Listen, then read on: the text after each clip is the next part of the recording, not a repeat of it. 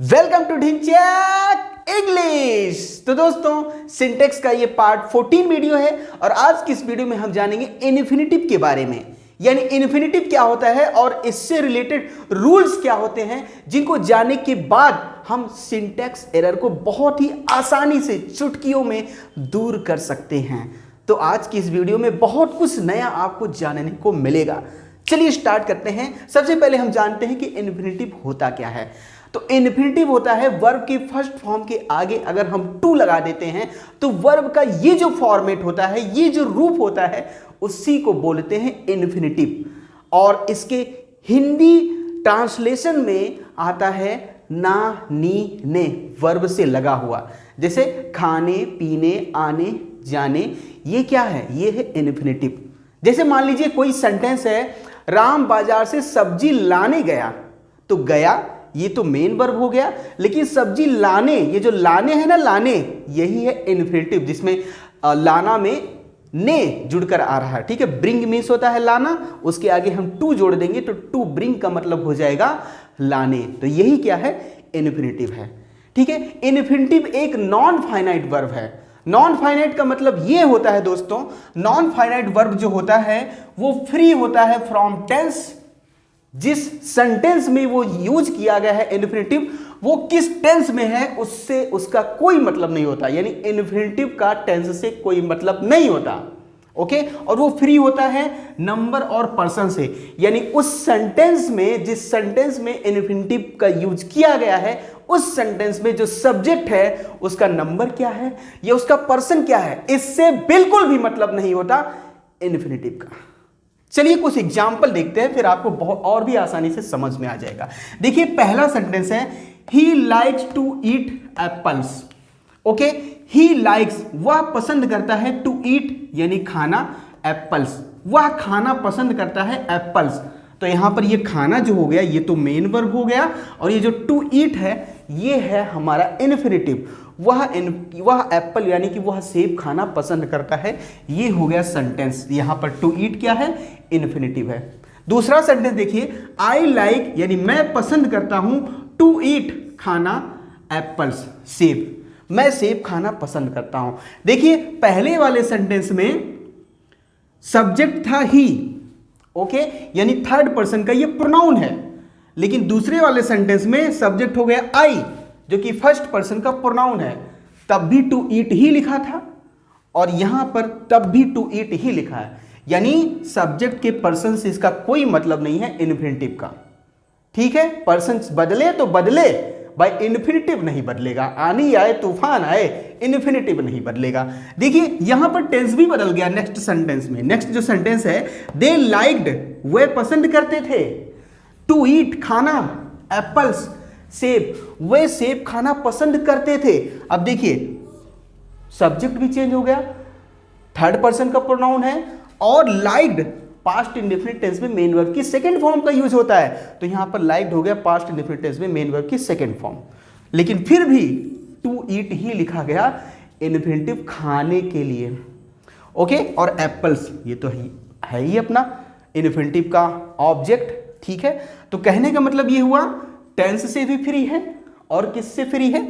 Subject का number या फिर पर्सन क्या है उससे भी फ्री है। इसी तरीके से अगला सेंटेंस देखिए, he will like to eat apples. अब देखिए यहां पर ही विल लाइक का मतलब क्या हुआ? ये कौन सा टेंस हो गया? ये टेंस हो गया भैया future indefinite tense. He will like tense change हो गया, लेकिन फिर भी यहां पर ये जो है टू ईट ही है, टू ईट ही है, ये चेंज नहीं हो रहा।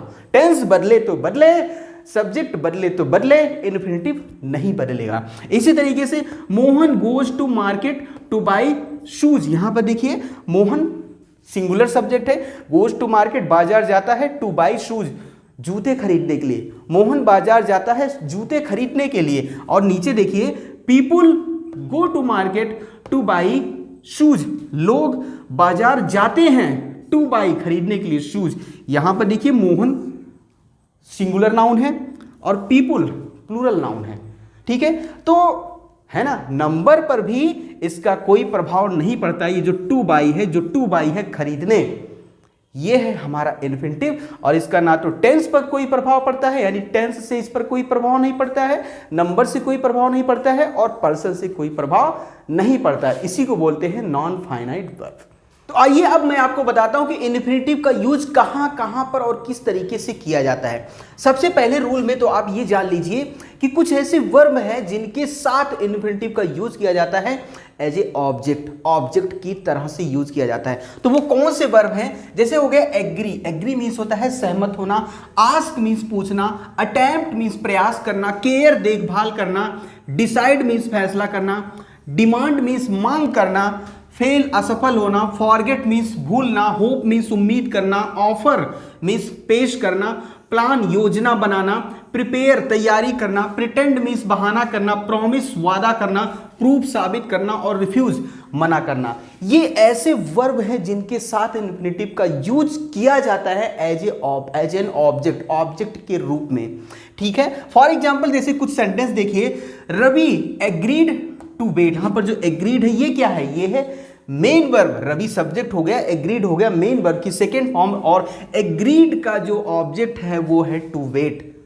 ठीक है, तो यहां पर जो टू वेट है वो एज एन ऑब्जेक्ट काम कर रहा है। किसका ऑब्जेक्ट है? एग्रीड का ऑब्जेक्ट है। इसी तरीके से जो नेक्स्ट सेंटेंस है, शी फेल्ड, वह असफल हो गई, टू डू करने में, इट यह करने में असफल हो गई, वह असफल हो गई। ये जो फेल्ड है ये है मेन वर्ब की सेकेंड फॉर्म, इसका जो ऑब्जेक्ट है वो है टू डू। बात समझ में आई? तो टू डू यहां पर एज एन ऑब्जेक्ट काम कर रहा है, और किस वर्ब का ऑब्जेक्ट? फेल्ड का ऑब्जेक्ट। इसी तरीके से नेक्स्ट सेंटेंस है, हरी आस्क्ड, हरी ने पूछा, टू गो, जाने को या जाने के लिए, हरी ने जाने के लिए पूछा। तो यहां पर हरी आस्क्ड ये है मेन वर्ब, और इसका जो ऑब्जेक्ट है वो है टू गो, जो कि इन्फिनिटिव है।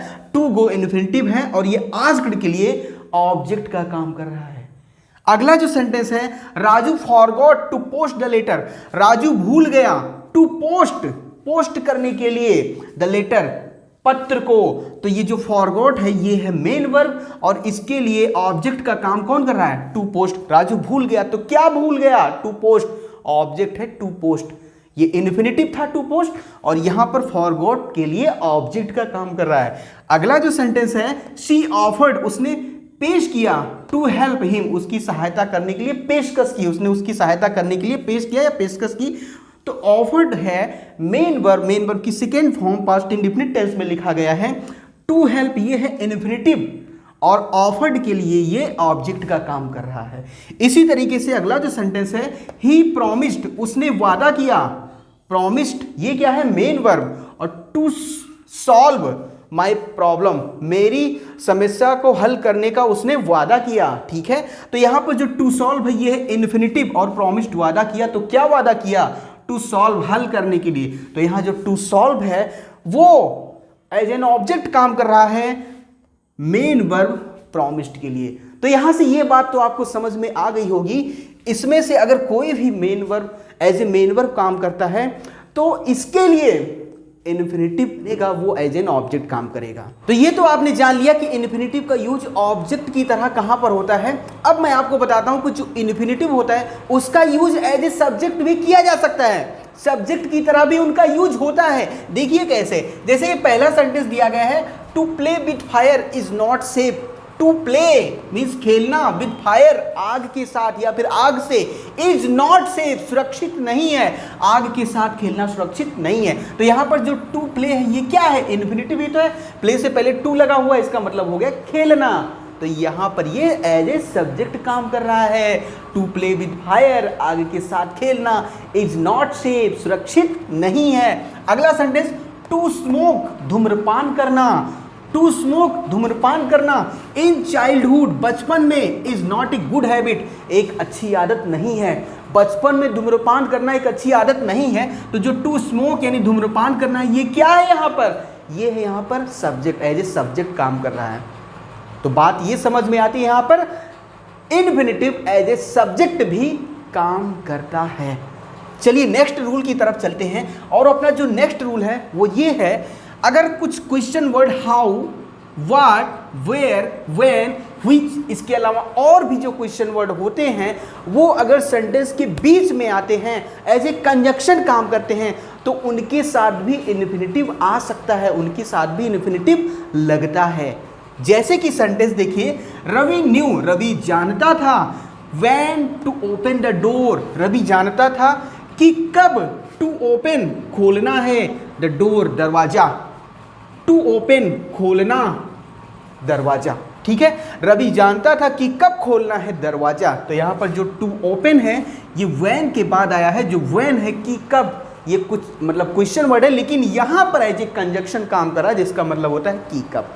इसी तरीके से अगला सेंटेंस है, ही अंडरस्टूड, वह समझ गया कि कैसे, how to solve the question, कि कैसे टू सॉल्व, सॉल्व करना यानी कि हल करना है, द क्वेश्चन, प्रश्न को। वह जान गया कि प्रश्न को कैसे हल करना है, तो यहां पर जो टू सॉल्व है ये है इन्फिनेटिव, और किसके बाद आया है, हाउ के बाद, जो क्वेश्चन वर्ड था, लेकिन यहां पर एज ए कंजक्शन काम कर रहा है। अगला sentence, I can not think, मैं नहीं समझ सकता, मैं नहीं सोच सकता, व्हाट टू डू, कि क्या किया जाए। तो यहां पर जो व्हाट है कि क्या, एज ए कंजक्शन काम कर रहा है, उसके साथ में टू डू इन्फिनेटिव आया हुआ है। इसी तरीके से शी लर्नड, वह सीख गई, वह जान गई, वेयर कि कहाँ, टू गो जाना है, फॉर गाइडेंस सलाह के लिए, वह जान गई कि कहाँ जाना है सलाह के लिए। तो वेयर ये है as a conjunction, interrogative sentence है बट यहाँ पर ये एज ए कंजक्शन काम करी, और उसके साथ टू गो आया हुआ है इन्फिनेटिव।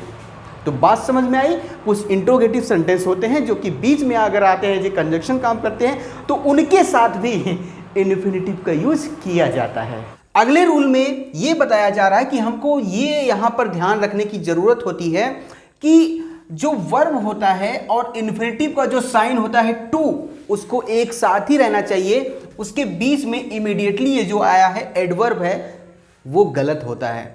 ओके, इन्फिनेटिव का साइन टू और उसके साथ जो वर्ब होता है उसको एक साथ ही होना चाहिए, यानी टू रिप्लाई ये एक साथ रहेगा, बीच में किसी भी तरह का कोई एडवर्ब नहीं आएगा। तो ये जो सेंटेंस यहां पर इस तरीके से लिखा हुआ है, I hoped to immediately reply to your letter, यानी मैं उम्मीद करता था तुरंत उत्तर देने की आपके पत्र की। ये यहां पर इसका जो सिंटैक्स है ये बिल्कुल एरर है, बिल्कुल गलत है, इसको हम करेक्ट करेंगे तो ये हो जाएगा आई होप्ड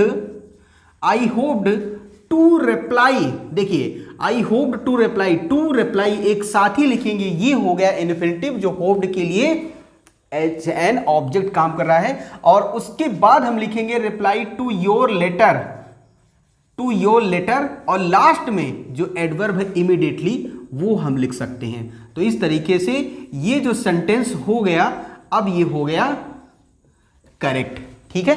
तो यहां पर आपको ये ध्यान रखना है कि जो इन्फिनेटिव का साइन होता है टू और जो वर्ब होता है वो एक साथ ही रहेगा।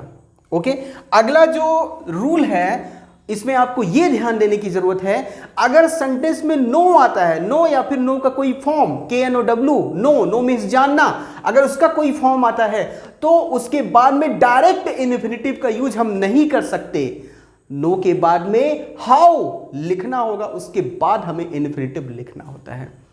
जैसे कि ये सेंटेंस दिया गया है, I do not know to swim, मैं नहीं जानता तैरना, ये यहां पर बिल्कुल इनकरेक्ट है, गलत है।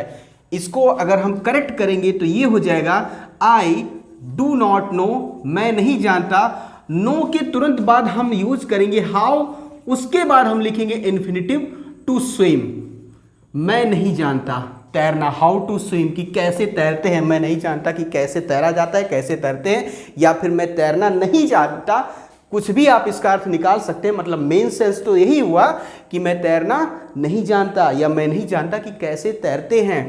तो नो के बाद हाउ का यूज करेंगे, उसके बाद इन्फिनेटिव का यूज करेंगे, ठीक है। अगला जो सेंटेंस है ये भी यहां पर ऐसे ही दिया गया है, ही डिड नॉट नो, वह नहीं जानता था टू राइट लिखना, ये सेंटेंस यहां पर इनकरेक्ट है। इसको जब हम करेक्ट करेंगे तो ध्यान रखना, नो के बाद हाउ का यूज करेंगे, उसके बाद हम इन्फिनेटिव लगाएंगे टू राइट। तो ये हो जाएगा ही डिड नॉट नो, वह नहीं जानता था, हाउ टू राइट कि कैसे लिखा जाता है, यानी कि लिखना, वह नहीं जानता था लिखना।